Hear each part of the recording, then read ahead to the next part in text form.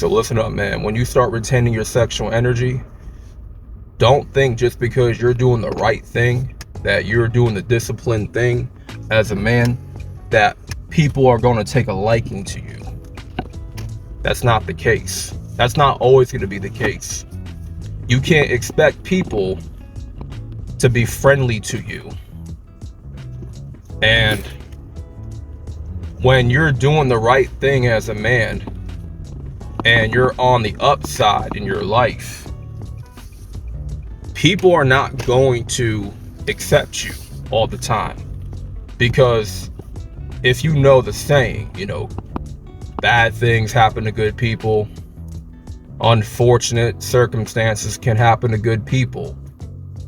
People that are doing the right thing, living their life for the Most High, those type of people, including myself, we are kind of ostracized. I'm not sure if I said that word correctly, but we're kind of tossed aside. Like we mean well as people, but we're not accepted into the world because we're not wicked like the rest of the world, if that makes sense. We are not operating on a low vibration like everybody else is. So everybody else is at the same level and they're doing wicked, they're living for the world. They're going to be accepted into the world because they're living for it. While someone like me and you, men of the Most High, we're not going to be living for the world. So we're not going to be accepted and liked or appreciated. That's a curse of being a disciplined man, living your life for God, being an upright, type of person. And I'm just going to say this. People are not going to say hello to you. You can say, greet them, what's up, how you doing, and they just flat out ignore you. That happened to me a couple times today. I'm saying hello to somebody, how you doing, how's your day, and they just ignore me. It is what it is. They just pretend like they didn't hear a word I said, but they heard me. And the reason why, and then you got some people, you go to at the register, order your food, you just don't get the best greeting, right? You kind of get like a very lukewarm reception from the cashier, right? And if you work in customer service, you gotta make the customers feel welcomed, have a smile on your face, have a warm welcoming and stuff like that. But this lady, she didn't really have a warm welcoming, and I could feel the negative energy on that woman. That was giving me a very lukewarm, reception. And listen, I'm not the type of person that's going to take any offense to that. I just pick up on these things as I go along my day, right? These are things I just happen to notice.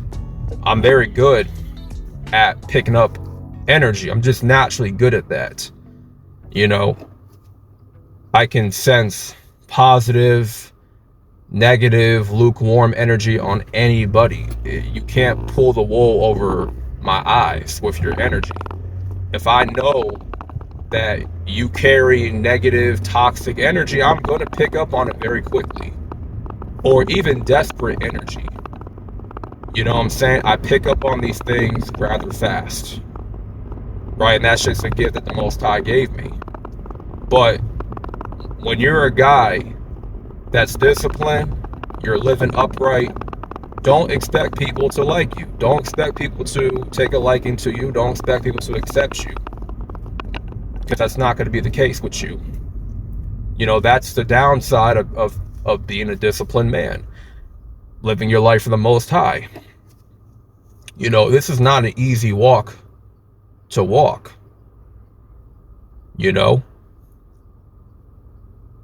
Some people might think you bougie, like they think you know, that you're too good. Oh, you think you're better than me. They start having that attitude. You ain't doing nothing to these people. They just have that energy about themselves that, oh, look at you. You think you so better than me. Who do you think you are? You know? And to me, I can't stand that energy. That's a hating type of energy. And that person got a bad spirit on them, right? You can just be polite, kind to people, and they just ignore you. Why? Because they feel your energy. They know what type of time you're on. It's like sometimes people have negative spirits on them all the time, and when they come in contact with someone that has positive spirits on them, like they're living their life upright and they're just on the right path, you have a tendency to intimidate some people on semen retention. This life force is so powerful when you hold on to it as a man, and you get around people that are just, you know, they got some wicked spirits on them, and they just get intimidated. They start getting rattled, like, you know, the demons inside them are rattled. You feel me? You start shaking up they demons. You know? I just see everything, almost everything on retention. I'm not going to act like I see everything, because I don't. Because this is a journey where I'm still discovering myself and discovering certain things about me, you know? But man, listen. You're an anomaly when you retain your sexual energy. It's a reason why people, I would say primarily women, and some men too, they tend to look down at the concept and the practice of semen retention. And that's because, let's just call it like it is, them people are the devil. They are. Any person, any woman, any man that looks down on semen retention, they are the devil. They got demons in them. They got primarily demons of lust inside of them. And it's just the truth. Now, we all deal with lust in some capacity, right? We have those tempting thoughts as men. We do. But we have the power to determine, like, what we want our thoughts to be. And we can redirect our thoughts into success, right? We don't have to linger in those temptation thoughts, and those lustful thoughts, I should say, right? But the people that are against semen retention, males and females, right? Like men and women that are against retention, they are constantly in lust. They're the ones that are promiscuous. You know, they're the ones that are part of this whole hookup culture. They'll F anything, anybody in sight. They don't care what type of spirits is on that person. They can be HIV positive. They don't give a damn. Because that's how strong, that's how powerful their lust is. To a point where they're willing to risk their own health just to bust a quick nut. And for a woman, she's willing to just throw away, throw away her innocence, right? Her purity for a demon of a man. Instead of getting with or hooking up with a righteous man. A guy that has a future, a bright future. A good man. You know what I'm saying? And now you're indulging in this hookup culture. Guess what? Now you popping out some babies that you don't even want to take care of. Why? Because you're irresponsible and you're filled with lust. You're filled too much with lust and you have no self-control. I believe that it's okay to have some type of lust if it's with your wife. Okay? You should have lust for your wife. Like, that's your woman. Okay? You're allowed to lust after your own woman.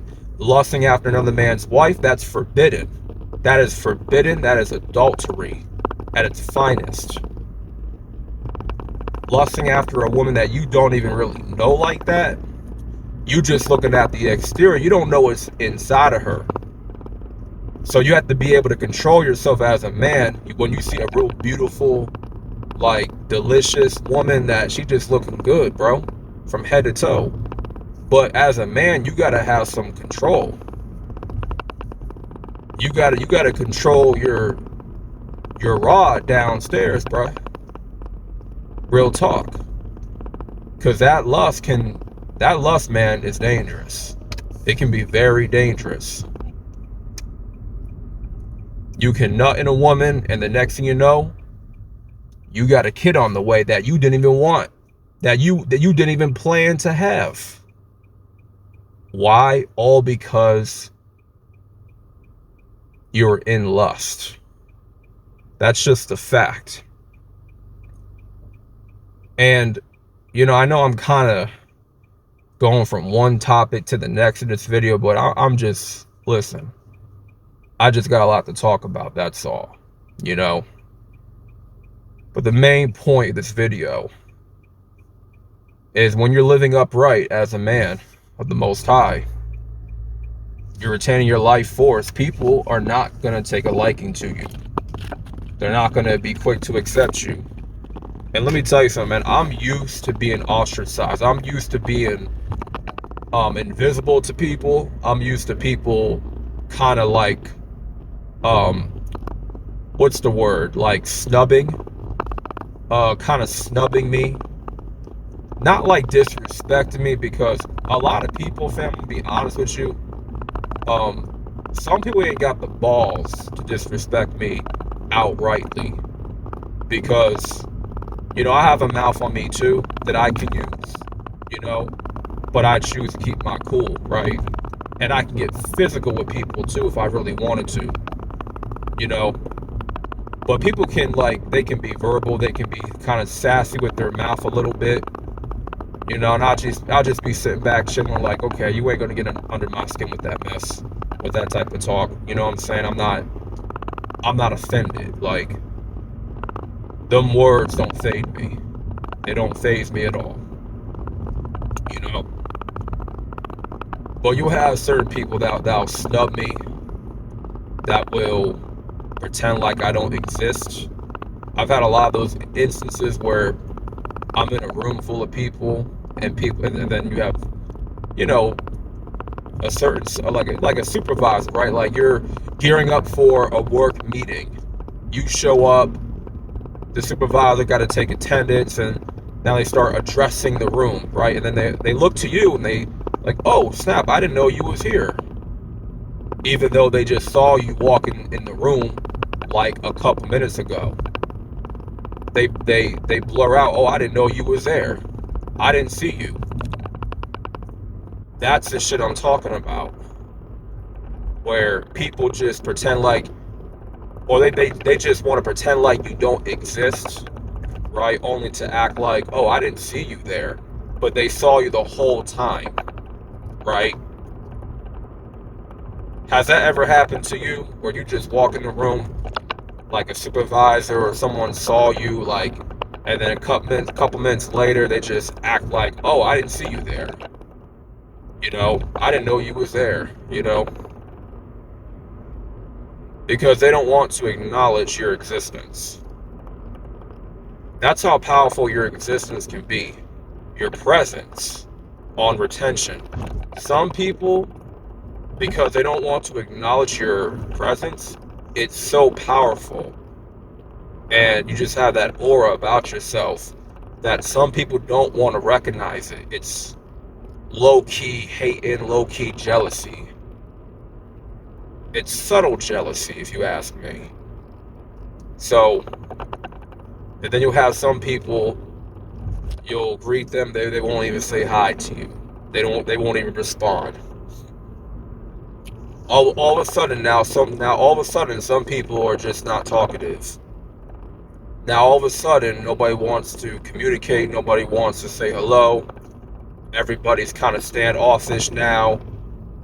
You know, they think they too good to speak to you and stuff. That's the type of stuff you'll tend to go through. You know, when you start to retain your sexual energy. So I'm gonna leave y'all with that, man.